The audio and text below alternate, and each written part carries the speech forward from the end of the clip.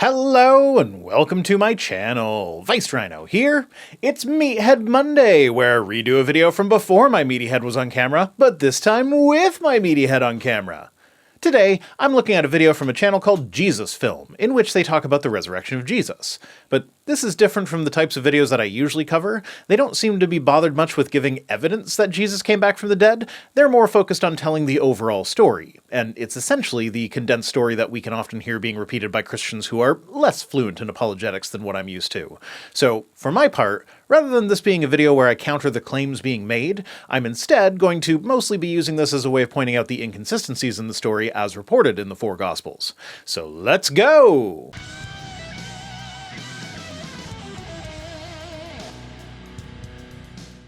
Have you ever wondered if Jesus Christ actually died and rose from the dead? Well, actually died depends on your opinion of the historicity of Jesus, mostly. Because I think the biblical character of Jesus was probably based on a real guy, then no, I have never wondered whether or not he actually died. Of course he died. Was raised from the dead, though, that one I have wondered about. At this stage in my life, I've concluded that there is not enough evidence to convince me that he actually did come back from the dead. How can we know for sure? Ideally, since this is information that is critical to the fate of our eternal souls, God could provide everybody with that information in a way that they do know it for sure. Now, what this way could be, I do not know, but this does seem like a reasonable expectation from an all-powerful, all-knowing being who cares about where our souls end up after we die. The way I see it, the fact that we do not know for sure counts as evidence either that such a being does not exist, or, at the very least, the Christian story of how we get our souls into the good afterlife is not true. Jesus had been teaching for 3 years when he warned his closest followers that he would die and promised he would overcome death and live again. According to the Gospels, he did that a number of times on a number of different occasions during his ministry, often quite early on. Luke covers it in chapter 9, 13 chapters before anyone plots to kill Jesus, and Luke is the Gospel agreed by apologists to be the one most concerned with presenting the story in chronological order, so make of that what you will. But they didn't understand what he was saying. Yep, the disciples were portrayed as idiots in the Gospels. It actually reads as though they're more of a narrative device than real people, an excuse for the author to explain things that the reader could potentially miss, but without breaking immersion. It's actually quite a common literary device. Sherlock Holmes has to explain everything to Watson so that his deductive reasoning can be mapped out for the reader to follow by using a device in the story. The engineer or science officer on any Star Trek show regularly has to explain what's going on in simplified terms to a senior officer with less experience in that area. Assume this is the planet we're on. This is the approaching asteroid. If we don't get to that deflection point in time, it will become physically impossible to divert this asteroid. The fact that the disciples behaved perfectly as literary devices does not help us with the case for the historicity of these stories. It doesn't necessarily mean that they weren't based on real people, but the specifics of the events are called into question. Also, fun fact, that time that Jesus told his disciples about his impending doom in Luke chapter 9 starts with Jesus strictly commanding them to tell no one about that particular prediction. So the fact that it made it into the book means that either this is written as a third-person omniscient narrative, or one of the disciples who was privy to that conversation disobeyed Jesus' command to keep it secret.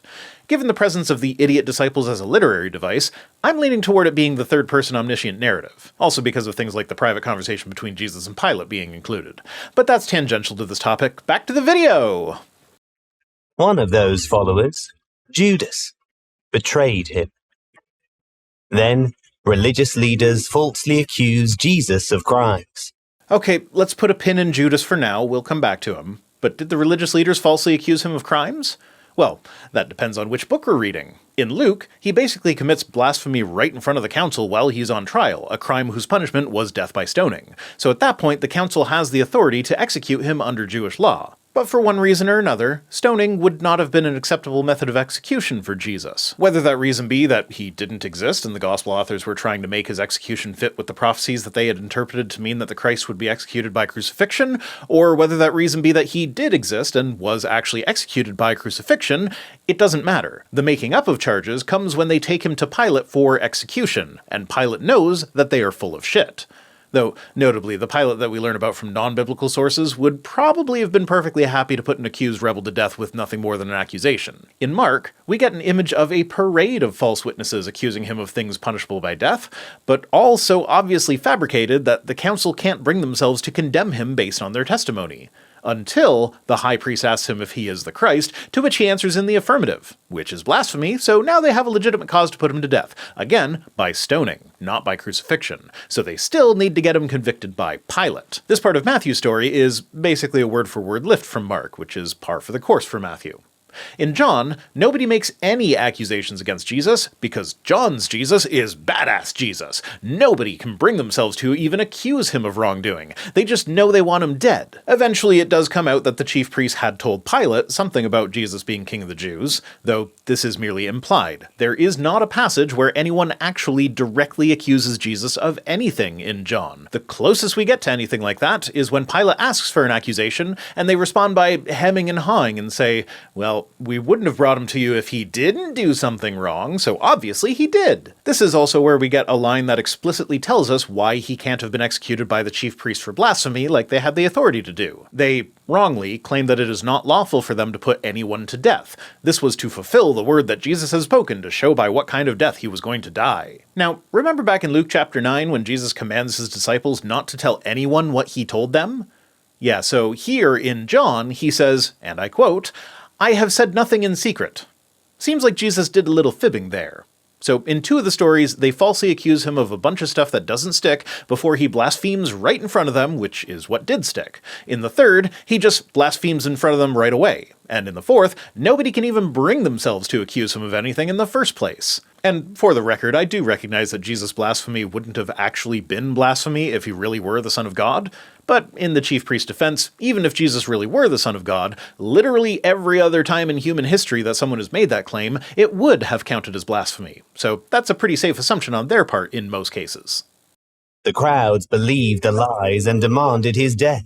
The crowds that, just a couple of days before, praised him as a king and savior as he paraded his way into the city. But notably, they didn't believe the lies. Well, specifically talking about these false accusations. The Gospels go out of their way to make sure that we know just how unbelievable the lies were. That they were so bad that not even the people most invested in having him killed could bring themselves to pretend to believe them. And if we are to believe that the Gospels are all telling the same story, which can be harmonized without contradiction, then when we read in John chapter 10 that he not only teaches in parables that he is the Son of God, but comes right out and says it, to the point where he was almost stoned to death right then and there for blasphemy, then it would have been common knowledge about him at that point in his career that he claimed to be the Son of God. So I don't think the one charge that actually stuck would have been enough to rile up the crowd against him, since they likely were already aware of it when they were all happy about him arriving in Jerusalem. His followers ran and hid, and even lied about knowing him. Yeah, so that one is actually one of my favorite contradictions. In all four Gospels, Peter is approached by various people and asked if he is with that Jesus guy, at which point he denies the association. In Mark, he's asked by a servant girl, then the same servant girl a second time, then collectively by a group of people identified only as the bystanders. In Matthew, it's pretty much the same, except the servant girl for the second denial is identified as a different servant girl than the first one. Luke deviates farther, starting with the servant girl, then someone else, who Peter identifies as a man, then still another, who Peter also identifies as a singular man. Then in John, we get a servant girl, an ambiguous they, then finally one of the servants of the high priest. There really isn't any way to reconcile this. One story has him being confronted by the same girl twice, then a group. Another is a girl, then a different girl, then a group. Another is a girl, a man, then another man. And the last is a girl, a group, and then a servant whose gender isn't specified, though I think man is a safe assumption based on how they are referring to the servant girls in this case. The harmonization for this one is particularly weak, as it involves assuming that when Jesus said that Peter would betray him 3 times before the cock crowed, what he really meant was at least 3 times before the cock crowed. So there were a total of 6 denials. Not only does that seem like a stretch, but it involves reading extra meaning into the words of Jesus that are not apparent in the text. So one is left wondering why the people who are most concerned about making sure there are no errors in the Bible don't seem to be bothered about the fact that they have to assume there's an error of omission in order to fix this error. Judas, overcome by guilt, killed himself. Okay, time to take that pin out of Judas. This depends on where you're reading. Matthew 27 and Acts 1 both tell different stories of his death. In this case, there are 3 aspects of the story that I want to look at, so I'm putting them up on screen and I highlighted them in a color code for you. In blue, what happened to the silver that Judas got for betraying Jesus? In Matthew, he threw it to the temple and ran off without it. The chief priest then took it and bought the potter's field with it to use as a burial place for strangers. In Acts, Judas bought a field with the money for himself and not necessarily the potter's field. In red, we have the manner of Judas' death. Matthew has him hanging himself. Acts has him falling down, bursting open in the middle, and all his bowels gushing out. And in green, we have why people know the field as the field of blood. In Matthew, it's because the field was purchased with blood money. In Acts, it's because of the bloody death that Judas came to in that field. The apologetic for this one is that Judas hanged himself in the field, his corpse then got all bloated, the rope snapped, and when he fell, he burst open and spilled his guts. That's more than a bit of a stretch, especially since the verse in Acts could have been made to look less contradictory simply by adding that he hanged himself at some point in the story, rather than completely omitting that very important detail. And that also doesn't explain the difference between who purchased the field, or why it was known as the Field of Blood. The harmonization for that one is that because the chief priests used the money that Judas had returned to them, technically that was them buying the field on behalf of Judas, so it counts! Never mind that if Matthew got the order of events right, then they bought it after he died, while Acts makes it sound like he was taking a stroll through a field that he had just acquired while very much still alive. Also, Matthew makes sure to tell us that it was called the Field of Blood because it was bought with blood money, while Acts makes it sound like it's just because of the kind of death that Judas met there. But this was God's plan. Everything that happened had been foretold by his prophets. This particular one is a very cryptic prophecy in Zechariah 11 that Matthew says is from Jeremiah, which does involve 30 pieces of silver and a potter, but it's incredibly cryptic, making it easy to interpret basically any way you like. But one thing does remain consistent. If you find a Christian source interpreting this passage, there is no question whatsoever as to whether the bit about the 30 pieces of silver is referring to Jesus' betrayal by Judas. If, however, you find a Jewish source, there are many different potential interpretations, usually focused on the ruling styles of various kings of Judah and Israel, with Zechariah being a stand-in for God. He destroys 3 bad shepherds in 1 month, then the sheep, the people of Israel, became impatient with him. So at that point he bows out and basically says, fine, have it your own way, but bad things are going to happen to you, before he breaks his covenant with them. He then asks for the sheep traders, who are now free to exploit the sheep, for his wages, which end up being 30 pieces of silver, which are interpreted to mean the 30 righteous people who remain in Israel, who are put into the house of the Lord, to the potter. It's hard to find non-Christian opinions on that one, but a potter is often used as a metaphor for God, and since the pieces of silver are thrown into the house of the Lord, then that tracks here as well. And then Zechariah, being a stand-in for God still, breaks his second staff, annulling the brotherhood between Judah and Israel, causing them to be divided, which doesn't make a lot of sense if we're applying this prophecy to Judas. In this prophecy, if we're looking for someone who has done some amount of betraying, if anything, it's the sheep, the people of Israel, who have betrayed the shepherd by having contempt and disdain for him, so he then leaves them to their own devices. I mean, sure, I guess we could ignore the surrounding context, which has various Jewish scholars interpreting this as being about the rulers of Israel and the divide between Judah and Israel, which is seen as a punishment from God for the people's disobedience. If we do that, then yeah, it can look analogous to the Judas situation, but you have to ignore a lot of context to get there. And of course, this ignores the easiest explanation, where even if it fit perfectly with the prophecy, there's no evidence for the historicity of the Judas story, so a gospel author writing several decades after the events took place could easily have invented details to make it fit with the Jewish prophecy. It doesn't even have to be the result of a single author. The connection could have grown organically over time as people told and retold the story orally. Jesus was killed along with 2 criminals in a way common to the time, by hanging on a cross. There's another neat contradiction here. In Matthew and Mark, the criminals that he is crucified with join in the crowd in their mocking of Jesus. In Luke, though, we get the story of one criminal mocking him, with the second one rebuking the first and asking Jesus to remember him when Jesus comes into his kingdom. And John? John can't have anyone mocking Jesus ever, because Jesus is God and no one mocks God. So he just mentions the 2 criminals and moves on. It's helpful to keep in mind the theological motivations of the people writing the Gospels. We don't know a lot about them, but we can glean some information based on how they change the story. Luke, for instance, was a Gentile Christian who emphasized the idea of salvation for outsiders. A good example of this is that Luke is the only Gospel that contains the Good Samaritan parable. Luke is also the only place we find the parable of the prodigal son, which is thought to have been an allegory for the relationship between the Jews and the Gentiles, with the Jews being represented by the older brother who remains at home and does his father's wishes, and the Gentiles being the ones who went astray and are now being welcomed back with a banquet. So it makes sense theologically that Luke would be the one to insert a story about a condemned criminal who actually deserves crucifixion coming to salvation in Jesus as he's in the process of being executed. That emphasizes Luke's message of salvation for outsiders by making the salvation of an outsider one of Jesus' final actions before death. Roman soldiers made sure he was dead. Okay, they didn't mention it, but I'm going to quickly go over the last words of Jesus. In Mark and Matthew, Jesus cries out loudly and then dies. So that sounds like just a wordless noise kind of thing, but it could be crying out a phrase that they didn't record, so okay. Then in Luke, we get, "Father, into your hands I commit my spirit," as his last words. And in John, he simply says, "It is finished," before dying. In classic John fashion, he didn't die because of the crucifixion, he died because it was time to die, so he said it was finished and then voluntarily gave up his spirit. Now that that's out of the way, I can point out that the only book that mentions anyone making sure that he was dead was John, who was very concerned with making Jesus a mostly literal Passover lamb. And a Passover lamb cannot have their bones broken, so he came up with a whole thing where they would need to take him down before the Sabbath. But the usual thing Romans did to make sure someone was dead was to break their legs, and you can't do that with a Passover lamb, so they see him already dead and give him a little poke with the spear to make sure. Now, I could quibble about the blood and water thing. Maybe it was a pleural effusion that got punctured with the spear, and maybe the Roman soldier was so familiar with the consistency of blood that he could tell it was slightly waterier than normal.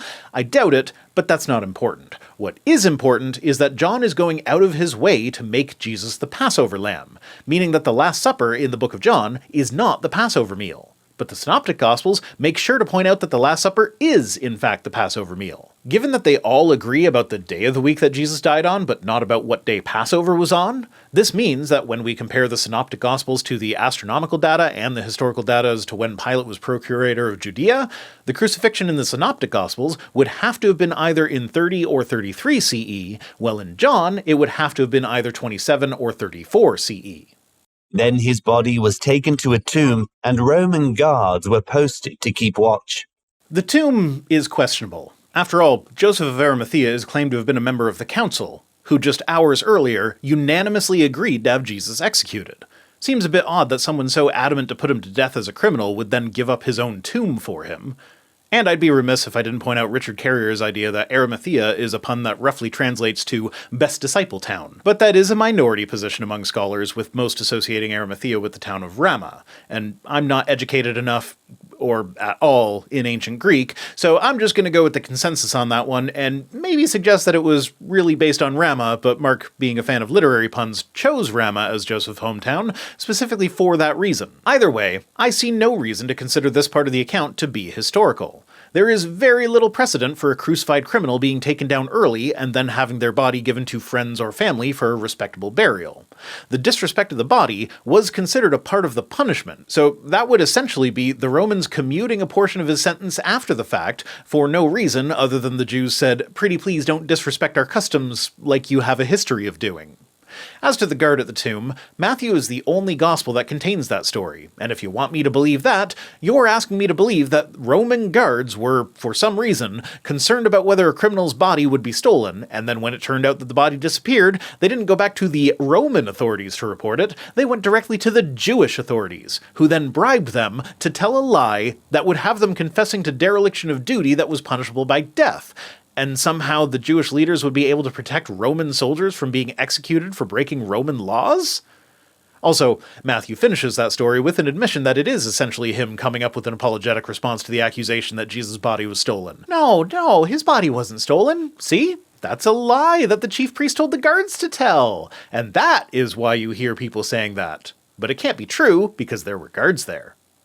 On the third day, as women who had followed Jesus went to properly prepare his body, angels rolled back the stone and terrified the guards.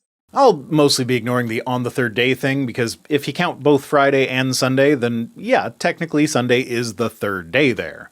But from the time of death to time of resurrection was roughly 39 hours. That's from 3 p.m. on Friday to 6 a.m. on Sunday, so not even 2 full days. But when was the stone rolled away? According to Mark, Luke, and John, it was already rolled away before the women even got there. But Matthew has an angel coming down and rolling it away right in front of them after a massive earthquake that we found no geologic evidence for. Also, in Mark, the women enter and see a single young man already in the tomb when they enter. In Matthew, it's a single angel who descends from heaven who sits down on the stone outside the tomb. In Luke, it's two men who appear suddenly after the women have entered the tomb. And in John, the women run immediately back to get the men without ever entering the tomb, and after everyone except Mary Magdalene leaves, Mary goes in and sees two angels, then when she turns around, Jesus himself appears to her. And of course there's the classic how many women were at the tomb thing, because they each list different women, but there are so many worse contradictions than that I don't want to get bogged down in it. But that is another one to be aware of. When the women arrived, they saw the empty tomb, and the angel said to them, "Why do you look for the living among the dead?" Or, "Do not be alarmed, you seek Jesus of Nazareth who was crucified, he has risen, he is not here." Or, "Woman, why are you weeping?" Oh, wait, that wasn't the angel. The angel just got completely skipped in that story, with that being followed up by an appearance of Jesus himself, who did not appear at the tomb in any of the other stories. I get that they're supposed to be written from different perspectives and so shouldn't need to cover all of the same details, but I feel like the first appearance of the main character of the book after he's put to death is way too important to just skip over without even leaving so much as a hint about it, which is what the synoptics do. They ran to tell the disciples, but the disciples did not believe them. Yeah. And that's actually an excellent counter to the argument from embarrassment, which often gets trotted out, where the apologists will say, the testimony of women wasn't highly valued in that society, so why would they have had women make such an important discovery as the empty tomb? Well, the answer is that for narrative cohesion, they had the women on their way to do women's work, and when they found the important thing, they immediately went to tell the men, who either just didn't believe them, or they ran to verify the women's stories for themselves, depending on the book we're reading. Also, it's not like they were testifying in a court of law. I'm sure women in that culture could tell people what they saw while going about their day without having to have a second woman back them up for every detail. Until Jesus stood in their midst and said, "Peace be with you." And this is where the stories diverge enough that it actually becomes a bit easier to harmonize them. The individual events aren't really important enough to warrant inclusion in every version of the story, so if one is missing, that's fine. Of course, we still end up with the problem that in Matthew, Jesus tells the disciples to head for Galilee, and that's where he'll appear to them again. And in Luke, he says to stay in Jerusalem until they are clothed with power from on high, at which point he immediately takes them out to Bethany and ascends into heaven, never to be seen on earth again. Bethany is right beside Jerusalem. Galilee is a few days' travel north of Jerusalem, so it's not like there was just an unmentioned stop in Galilee on their way out to Bethany before the ascension, so those instructions don't really work together. He met with them many times over the next 40 days. Yeah, 40 days is the time frame given in the book of Acts, but that's not the impression that we get from some of the other accounts. Firstly, the original ending of Mark likely cut off before any resurrection appearances. The women find the empty tomb and they run away in fear and don't say anything to anybody. Guess I could have mentioned that bit when I talked about how they immediately ran to tell the menfolk. But in the ending that was added later, it seems rather rushed. He makes a couple of appearances before giving the Great Commission and then ascends into heaven. Matthew ends without an ascension, but with the Great Commission being given in Galilee, followed by him just saying that he'd be with them to the end of the age. In Luke, the Great Commission is worded slightly differently, with the focus being, as we would expect from Luke, preaching specifically the repentance and forgiveness of the sins of all nations rather than the more general command to make disciples of all nations, but it is given in Jerusalem right before he takes them to Bethany and ascends. John has an extended story of things that Jesus did after the resurrection, ends with a never-ending story-esque, Jesus did many other things, but that's another story to be told another time. It never gives a specific time frame for any of it, but it definitely leaves us with the impression that he was there for a lot longer than 40 days. Before he ascended to heaven, Jesus had appeared to over 500 people. Okay, this is interesting, because the way it's being presented in this video, it sounds like he's saying that the total number of individual appearances that Jesus made added up to at least 500, while apologists who argue against the likelihood of hallucination tend to present the 500 people number as though they were all at the same time, thus ruling out hallucination, because obviously 500 people can't possibly have hallucinated a similar experience altogether. Just go ahead and ignore the miracle of the sun, non-Catholics. There's definitely nothing to see there, because you look directly into the sun and your retinas have been burned, that's why. His closest followers, who had run away in fear, now understood and believed. Well, no. You see, even if we consider the Bible to be at least somewhat reliable as an historical source for the events of Jesus' life, after the Gospels end, the disciples pretty much completely disappear from reliable history. We know that Paul met with Peter and had some disagreements with him over things like circumcision, but Paul also goes out of his way to point out that the stuff he's preaching did not come from men, it came through revelation directly from God. So we can gather from this that Paul wasn't a big fan of whatever it was that Peter was preaching. So maybe Peter got confidence and started preaching, and probably a couple others with him, but that is speculative territory to say the least. They told others what they'd witnessed and were killed for what they taught. Again, no. The only disciple whose death we hear about in the Bible is James the son of Zebedee, and it just says that he was put to death by Herod. No mention of why he was killed, just that he was killed. No mention of being given a chance to recant, a very important aspect of a martyr's death, just that he was killed. Is it really a martyrdom if he's killed for reasons other than his religion and it wouldn't have made a difference to his fate if he recanted anyway? I'll leave a card to a video that Apologia has made on the fates of the apostles, where he goes into quite a bit of detail about this particular claim. It is an excellent video. To summarize, there is very little evidence for any examples of the apostles dying for their beliefs. But the news of Jesus' death and resurrection spread throughout the world. Not surprising, since it spent several centuries as the official religion of the largest empire in the world at the time. Love Jesus or die is a really good way to convert someone when you have a large army backing you up. Because of these witnesses, we can have confidence that his death and resurrection are true. So, because of these witnesses, for whom we have no reliable accounts of their activities after the gospel stories and cannot say with certainty what happened to any of them, for all we know they just went back to being fishermen, but because of these guys, we can believe? That's pretty weak. I mean, even if I grant it without knowing that they could have spared their lives if only they had recanted, how do we know that they weren't just lying to get the advantage of being a pampered religious leader and got in over their heads? The line is that nobody would die for a lie, and the thing that is supposed to set the apostles apart from someone like, say, one of the terrorists that was flying the planes on 9/11, is that they are in a position to know that what they are preaching is a lie. But even setting aside the possibility that they honestly believed it and were wrong, because of the myriad of other potential reasons they could have come to believe that Jesus had raised from the dead, let's just say that they were lying. If they are never told, stop this lie or I'll execute you, how do we know that they actually did die for that lie? After all, most Christians are not Mormon, and yet Joseph Smith, the man who was in a position to know whether or not his religion was based on a lie, ended up dying as a direct result of his religious beliefs. So given that information, and also that the records of Joseph Smith's death are far more reliable than those of any of the apostles, why are you not Mormon? The evidence is far stronger that he actually died for his belief in all things Mormon than that any of the apostles died for anything in particular, much less that they died specifically because of their belief in the resurrection. Jesus died to pay the penalty for our sins. Jesus died to satisfy God's bloodlust, in which he cannot forgive until something dies a bloody death first. Well, as long as you ignore the times in the Old Testament where he did forgive people without a sacrifice first, so yeah, he took an action that was not necessary as he had the ability to forgive without sacrifice, but he just wanted to see his son tortured and killed before he was willing to forgive anyone. And then he relied on news of this event spreading by word of mouth rather than letting everyone know directly, thus condemning billions to hell for the crime of not being born in the right time or place. But Jesus has power over death and rose again. He is still alive in heaven and will one day return to judge the living and the dead. Yep. Christians are eagerly awaiting the time when Jesus will return and commit the biggest genocide the world has ever seen, all done while holding a sword in his mouth. And this is actually why a lot of Christians are supporting Israel right now, in their genocide. So don't tell me that being a Christian doesn't have real-world harm implications. How will you respond to Jesus' death and resurrection? By pressing X to doubt. And if God is going to judge me as guilty for not believing in an impossible feat with zero evidence, then there's really nothing I can do about that. I can't force myself to believe something that I find to be unbelievable.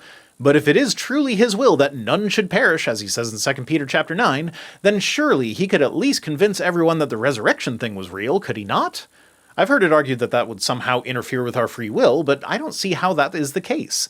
Intellectually knowing for sure that an event occurred does not dictate your response to that event. People can still be free to reject God, but at least then they don't have an excuse. And as much as Romans 1:20 does say that I know for sure God is real and am without excuse, That's a cop-out that Christians use to feel better about the fact that billions of people had no possible way to be saved throughout most of human history, thus allowing them to think of God as still being just and fair, rather than wanting to see people tortured for forever for no good reason. I know that I am not convinced of God's existence, no matter what the Bible might say about what I do or do not know, and quite frankly, the fact that the Bible says that I know something, which I know for sure that I do not know, does not give me confidence in the accuracy of the Bible. Thanks for watching. My Meaty Head will return next Monday, but if you need to get your Rhino fix in before then, I livestream with Cirrus every Wednesday at 8:30 Eastern on my other channel, The Watering Hole. Thanks to Piper for being my editor, and special thanks as always to my patrons, who are the contradictions in my story that show that I can't be telling the truth. If you'd like to prove that I'm not God, you can join us on Patreon for as little as $1 per week over at patreon.com/ViceRhino, or by supporting the channel in one of the other methods that can be found at links.vicerhino.com, which is also where you'll find links to my other projects. If for whatever reason you want to send me stuff, my PO Box address is in the description. See you next time!